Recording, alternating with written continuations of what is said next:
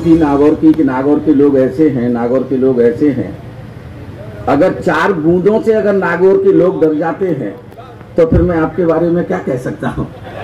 तो आप इन बूंदों से डरिएगा मत, तो बारिश होती रहे तो होती रहे, लठ जब तक खड़ा रहेगा तब तक तुमको डरने की क्या जरूरत है। हाँ, लठ तो नागौर वालों के हाथ में ही अच्छा लगता है।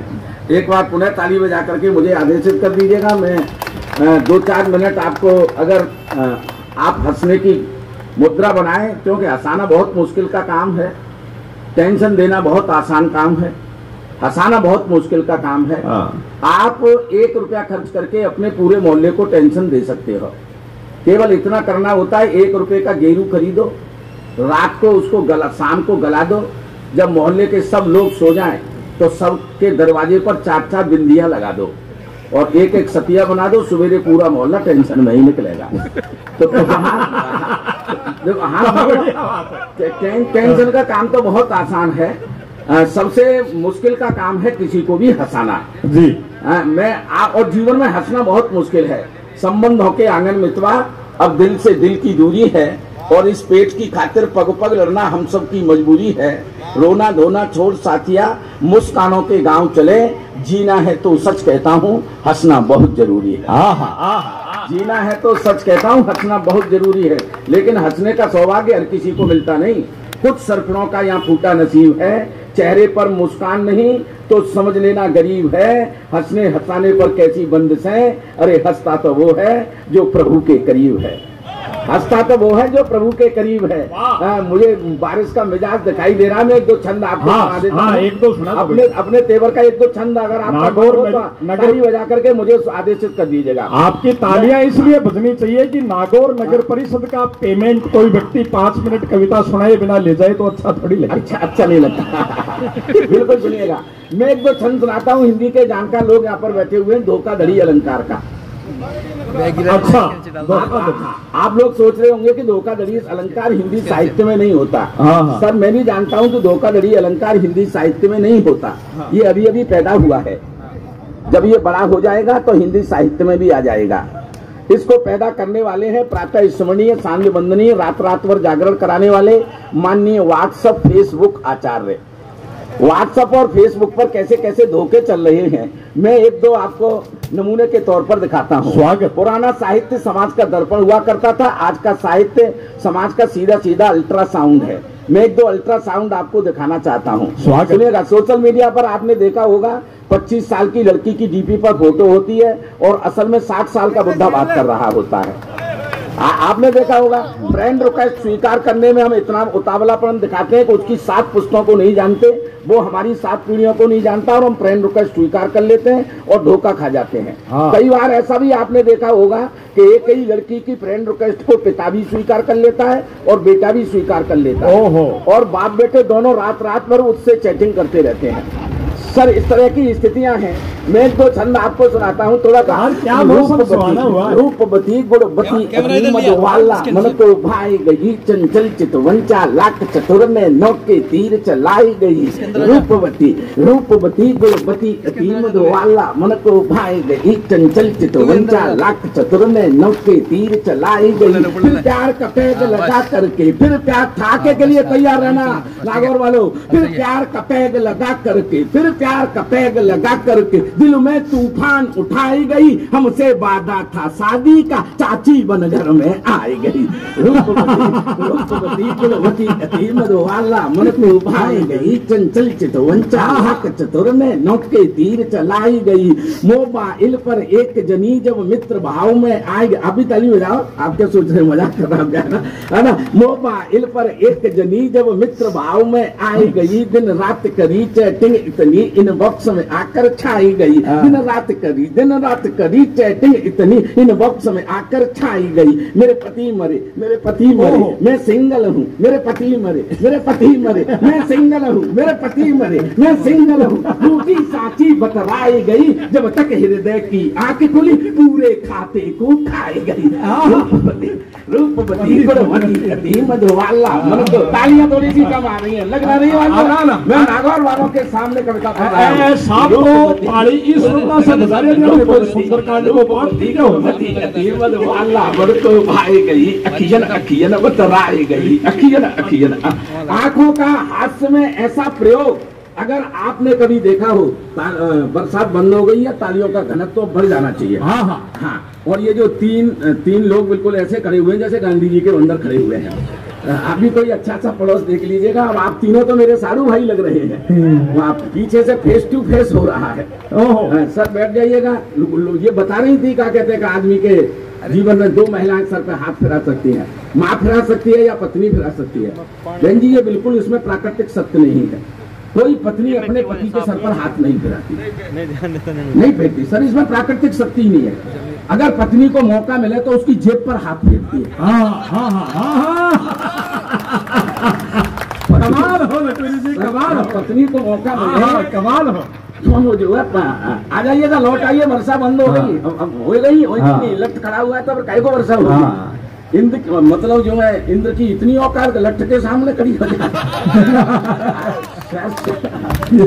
तो आनंद लो, सर आनंद के लिए मैं हूँ आज पे बीच में। सर आप मेरा फोटो खींच रहे हैं। मैं असल में फोटोग्राफरों से बड़ा प्रिकॉशंस लेता हूँ आजकल। प्रिकॉशन? हाँ, बड़ा प्रिकॉशन लेता हूँ। असल में डिजिटल फोटोग्राफी का जमाना है। डिजिटल फोटोग्राफी में कई बार होता क्या है, ऊपर का हिस्सा किसी का और नीचे का किसी का। हाँ, फोटोशॉप। हाँ, उदाहरण के लिए ऊपर लटूरी लट्ठ और नीचे आलिया भट्ट। कपड़े उतारे वो और सत्यानाश हो जाए मेरा। तो आप तो बस आनंद में रहिएगा सर। मैं बहुत देखिए, मैं तो मस्तियों में जीने वाला व्यक्ति हूँ। हाँ, जैसे तैसे सर, जैसे तैसे तो कोरोना ने गया है, लोगों ने हंसना छोड़ दिया था। इस तरह की महफिलें सजना बंद हो गई थी। ईमानदारी से बताना बाबूजी, जब कोरोना हिंदुस्तान में आ रहा था तो पूरी दुनिया ये सोच रही थी कि सबसे ज्यादा नुकसान हिंदुस्तान का होगा। हमारी सरकार किसी भी तरीके से तैयार नहीं थी। हमारे पास पर्याप्त हॉस्पिटल्स नहीं थे, पर्याप्त डॉक्टर्स नहीं थे, दवाई पूरी दुनिया के पास थी नहीं। तो ऐसा लग रहा था कि हिंदुस्तान का सबसे ज्यादा नुकसान होगा। जब ये निकम्मा कोरोना चला गया है तब पूरी दुनिया ये जान करके चमत्कृत है कि सबसे कम नुकसान हुआ जनसंख्या के अनुपात में, तो उस देश का नाम है हिंदुस्तान। एक बार अपने देश के इस सूझबूझ के लिए ताली बजाइएगा सबसे। लेकिन आप लोगों को एक बड़ी टेक्निकल बात बता रहा हूं, हमारा सबसे कम नुकसान हुआ क्यों? अगर बात समझ में आ जाए तो फिर मुझे शुरू कर देना, मैं एक दो छंद और सुनाऊंगा आपको। स्वागत है ना। हमारा सबसे कम नुकसान क्यों हुआ? क्योंकि लॉकडाउन में भी हम केवल लॉक हुए थे, डाउन नहीं हुए थे। सर हम केवल लॉक हुए थे, डाउन नहीं हुए थे। अगर डाउन हो जाते तो हमारा नुकसान ज्यादा हो सकता था। ना हाथ सर देखिए, लॉकडाउन में हमें कोई प्रॉब्लम नहीं थी, कोई प्रॉब्लम नहीं थी। सरकार सारी व्यवस्थाएं जुटा रही थी। प्रॉब्लम तो केवल एक थी, सवेरे उठ करके एक ही लुगाई का मुंह देखना पड़ता था। भाई साहब तो ऐसे पसंद कर रहे हो रहे हैं कि जैसे बोर हो गए थे उस चेहरे को देख देख करके। आज सुबह उठो वही भूतनी, शाम दोपहर को वही भूतनी, शाम को भी वही भूतनी, कोई दूसरा विकल्प नहीं था। है कि इसमें जरूरत नहीं है। हाँ, वरना हम जानते हैं नौगर वालों के मन को कि ये किस तरीके के हैं। अच्छा, मैं जिसको भी देख रहा था वो रसोई घर में घुसा हुआ था। सोशल मीडिया पर आप भी देख रहे होंगे, जिसको भी देखो रसोई घर में घुसा हुआ, हलवाई बनने की कोशिश कर रहा है। अच्छा, जो बेचारा हलवाई नहीं बन सकता था घर में झाड़ू पोछा कर रहा है। हाँ, मैंने झाड़ू पोछा ही किया था। ये पोछे का असर है जो यहाँ तक दिख रहा है। सर ये पोछे ने साफ कर दिया, पोंछ दिया मामला। अच्छा, हमारे देश में जो कैजुअलिटी हुई सर, वो कोरोना की वजह से नहीं हुई, दहशत की वजह से हुई।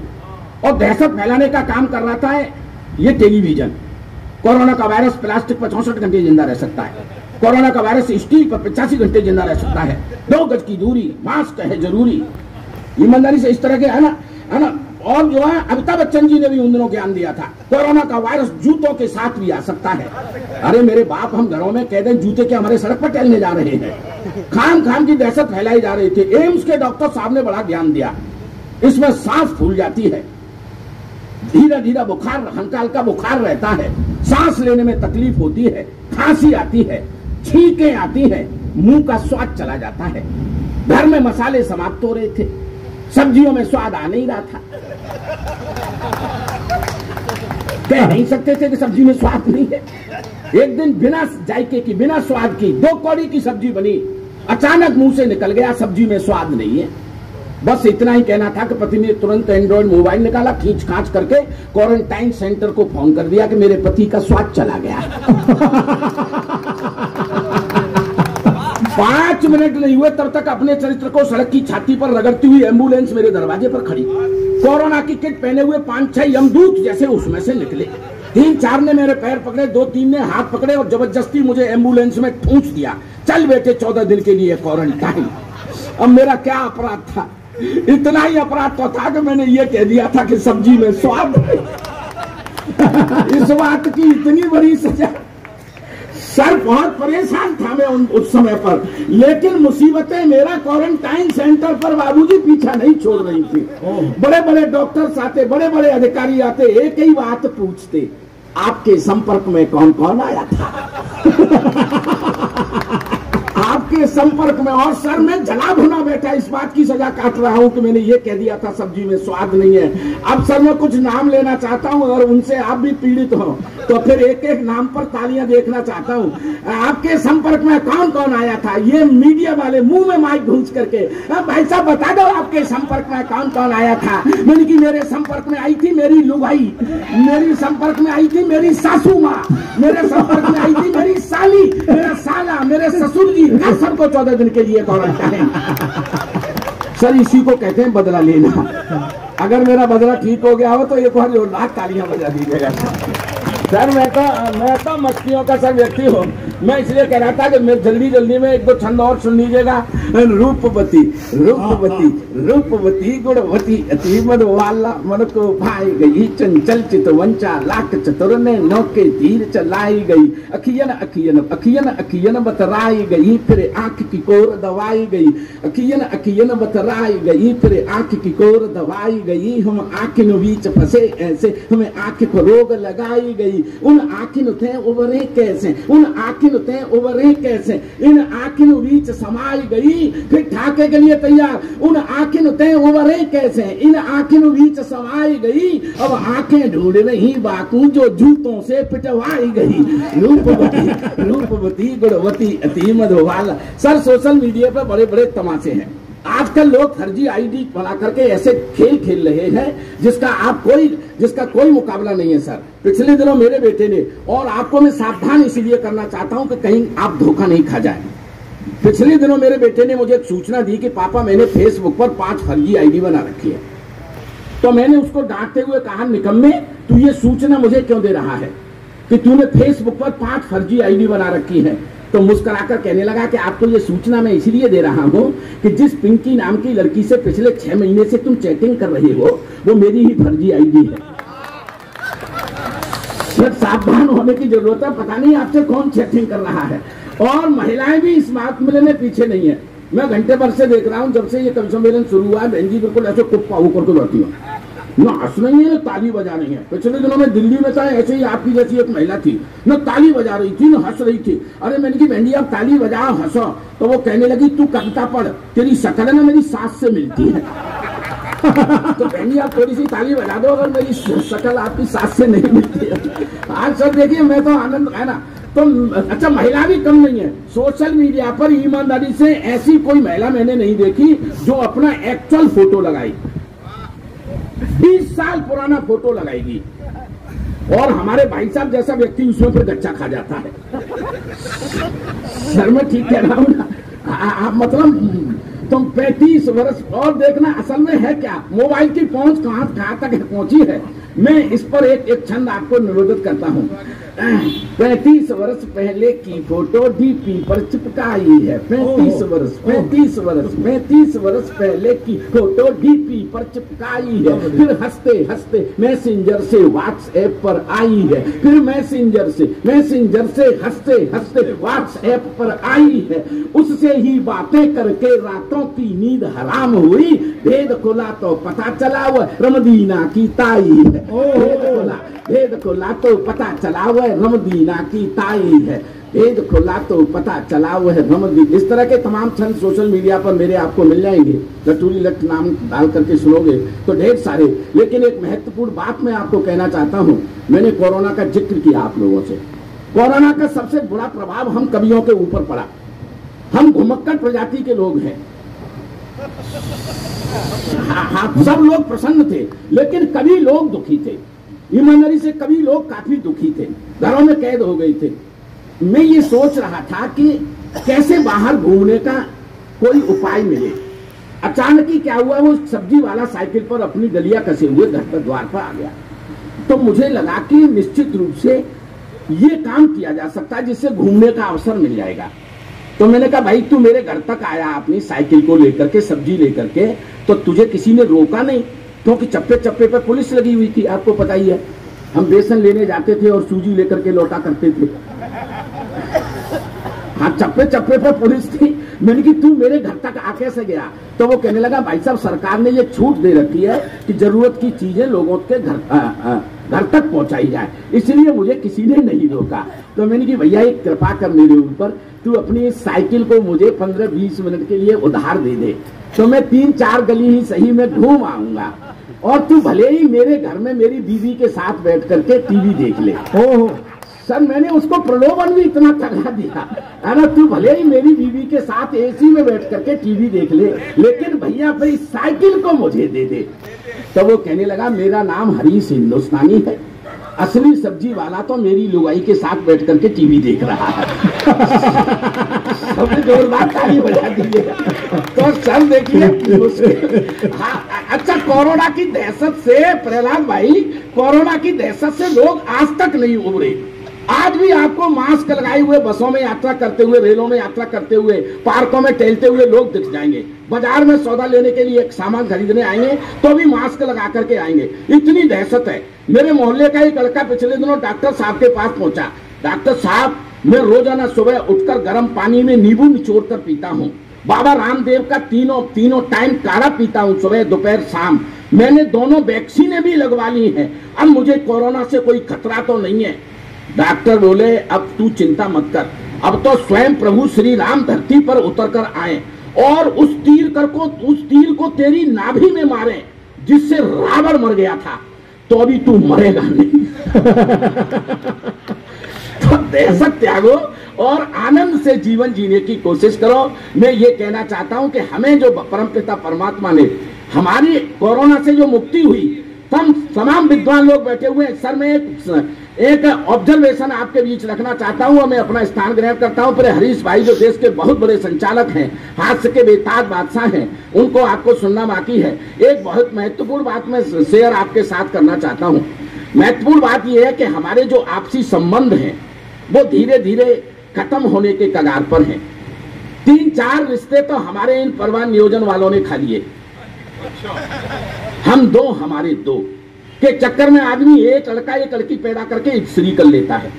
तो 3-4 रिश्ते, ताऊ का रिश्ता, चाचा का रिश्ता, मौसा का रिश्ता, मौसी का रिश्ता, ये सब खत्म हो चुके हैं।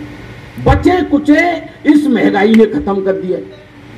पहले हम ये सोचा करते थे कि हमारे घर कोई रिश्तेदार आ जाए तो हम खाना खाएं, लेकिन इस महंगाई की वजह से आज हम ये सोचने लगे हैं कि ये आया हुआ मेहमान चला जाए तो फिर हम खाना खाएं। सर अगर बात ठीक है तो आपकी तालियां थोड़ी सी कमजोर हैं। अगर हम ये सोचने लगे हैं तो सर हाँ सर हम मंगल पर जीवन तलाशने लगे हैं। ईमानदारी की बात तो ये कि हमारे जीवन का मंगल समाप्त होता जा रहा है, हमारे जीवन का मंगल समाप्त होता जा रहा है। यकीन मानिएगा, संबंधों की इस महंगाई ने हमारे तमाम रिश्तों को, हम रिश्तेदारों को भी 1-2 दिन से ज्यादा बर्दाश्त करने की हैसियत में रह नहीं गए हैं। पिछले दिनों में इनके हरीश के घर गया, बहुत दिन बाद गया था, तो इन्होंने नाश्ते में भरपूर इंतजाम किया, बिस्किट, नमकीन, ड्राई फ्रूट, बहुत शानदार व्यवस्था, मेज भर दी पूरी। चाय पीने के लिए मैं अपना कप उठा करके चाय की चुस्की ले ही रहा था कि इनका लड़का निकल करके बाहर आया और मुझे देखते ही बोला ताऊ जी नमस्ते। अरे मैंने कि इनके घर में तो भाई भारत की संस्कृति जिंदा है, लड़का ताऊ कह रहा है, वरना ताऊ जैसे शब्द अब जुबान पर कहाँ आते हैं, क्योंकि हम अपने बच्चों को इंग्लिश मीडियम में पढ़ाते हैं। अब ताऊ जैसे रिश्तों को हम अमल में कहाँ लाते हैं, क्योंकि ये रिश्ते अब तो गायब ही होते चले जा रहे हैं ना। अच्छा लग गया, खातिरदारी कुछ ज्यादा हो गई, तो दूसरे दिन मैं फिर इनके घर पहुंचा, वही व्यवस्था की इन्होंने। फिर चाय पी रहा था, वही लड़का आया और मुझे देखते ही बोला चाचा जी नमस्ते। अरे मैंने कि रिश्ते में गिरावट आ गई। कल लड़का ताऊ कह रहा था, आज चाचा कह रहा है। अब रिश्ते को कितना गिराएगा इस बात की जांच होनी चाहिए। मैं तीसरे दिन फिर गया, दरवाजा खोला, वही लड़का बाहर निकला और मुझे देखते ही बोला मामा जी नमस्ते। अरे मैंने कि तूने बेड़ा गर्क कर दिया, पहले दिन ताऊ, दूसरे दिन चाचा और मामा तक आ गया। तो कहने लगा अंकल जी मेरा कोई दोष नहीं है, पहले दिन आपको पापा बड़े भैया कह रहे थे, सो मैंने आपको ताऊ जी कह दिया था। दूसरे दिन आपका नाम ले रहे तो मैंने सोचा आप छोटे हैं तो चाचा जी कह दिया था। और आज जब आप घर आ रहे थे तो पापा मम्मी से कह रहे थे चाय बना लो, वो साला फिर आ गया।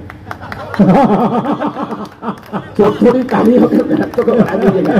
तो हम जो है अपने रिश्तेदारों को भी सर ज्यादा बर्दाश्त करने की स्थिति में रह नहीं गए हैं। मेरे कहने का मतलब आप समझ गए होंगे। लेकिन सर ये हमारे जो रिश्ते होते हैं औषधि का काम करते हैं, औषधि का। मैं सर आ जाइएगा। हाँ, आप बारिश से परेशान होकर के चले गए थे। अच्छा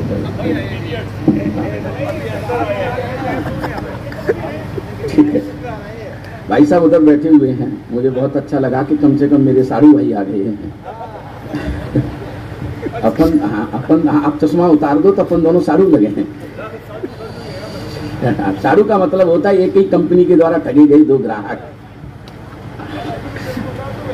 हाँ सर, हमारे जैसे आइटम जो है जिस शहर में पाए जाते हैं उस शहर में मौसम विभाग की जरूरत नहीं होती, क्योंकि वर्षा की पहली बूंद पड़ते ही हमको पता चलता है कि वर्षा शुरू हो गई।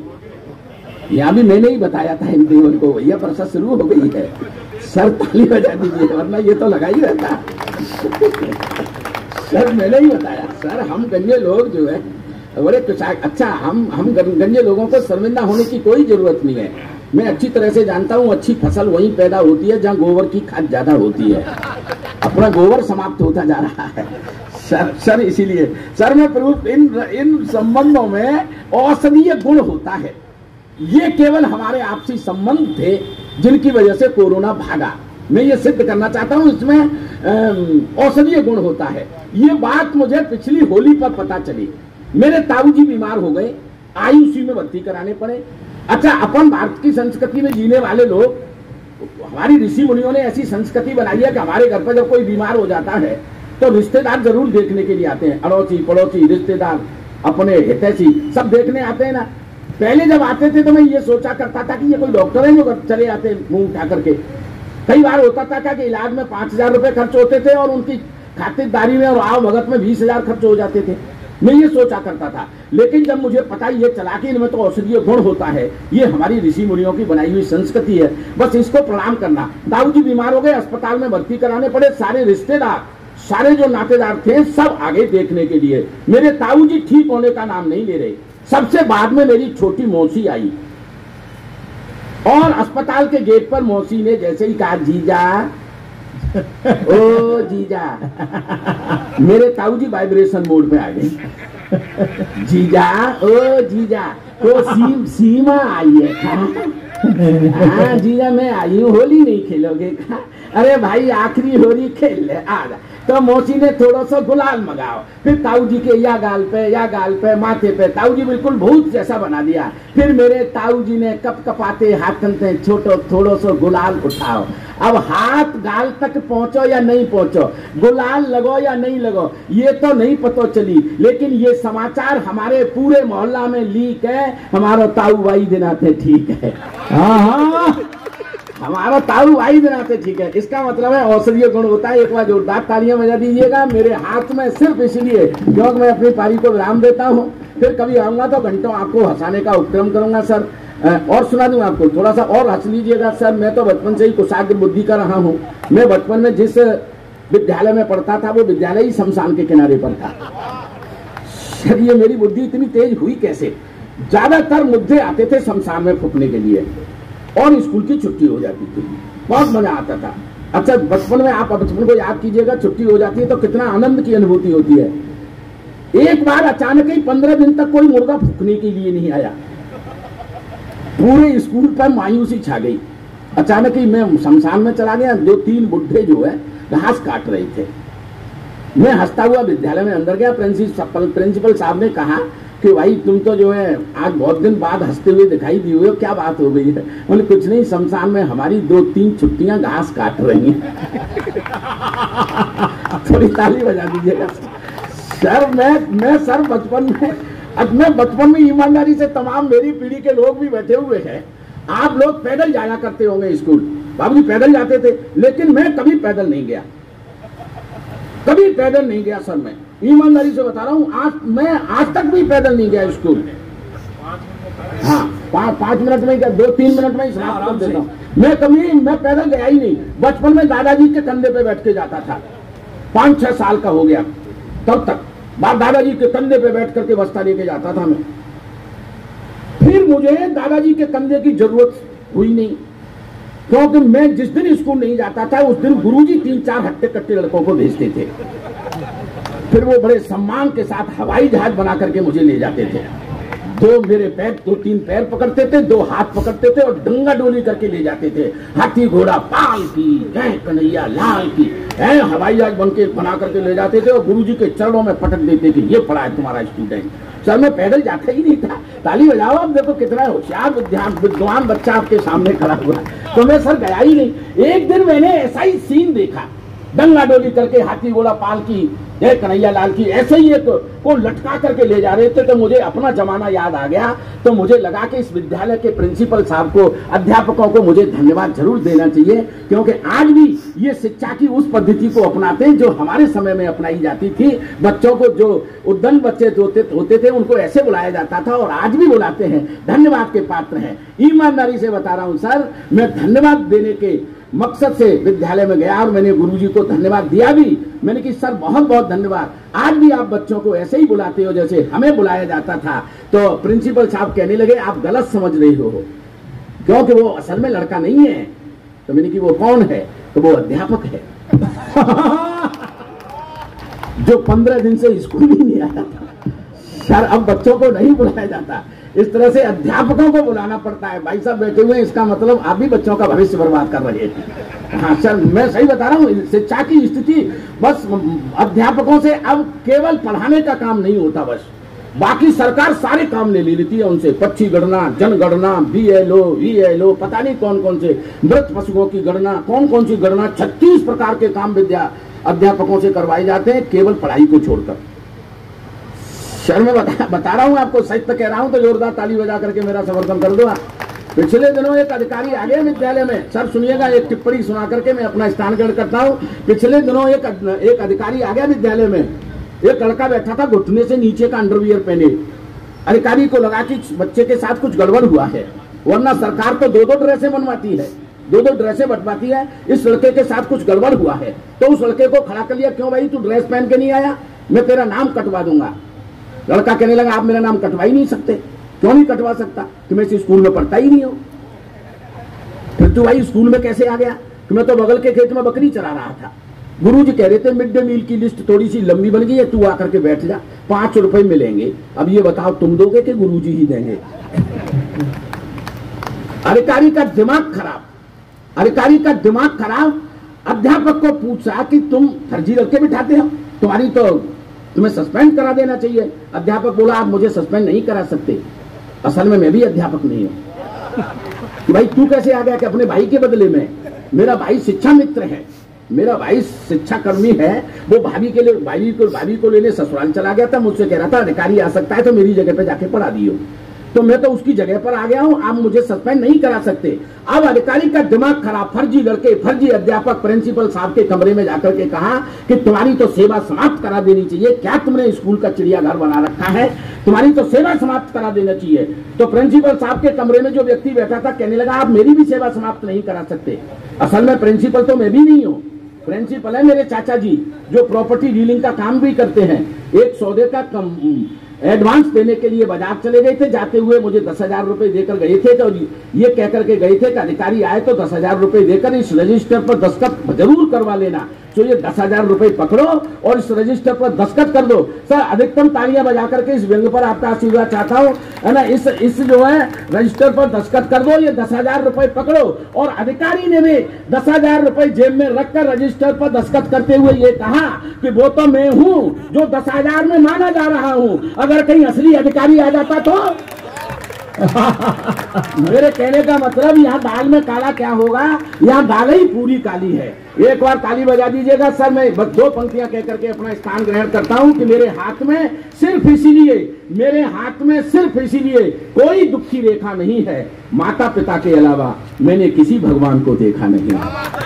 माता पिता के अलावा मैंने किसी भगवान को देखा नहीं है। न वो मंदिर में जाता है, न वो मस्जिद में जाता है, फिर भी पूजा का सामान घर पर रोज लाता है। पड़ोसियों से पूछा तो पता ये चला कि वो अपना सब कुछ माता पिता के चरणों में चढ़ाता है। वो अपना सब कुछ माता पिता के चरणों में चढ़ाता है। और नौजवान दोस्तों, ये जो खम्मा पकड़ करके खड़े हुए हैं, इन पंक्तियों को अपने साथ ले जाना कि सफलता उनको मिलती है जो मन में ठान लेते हैं।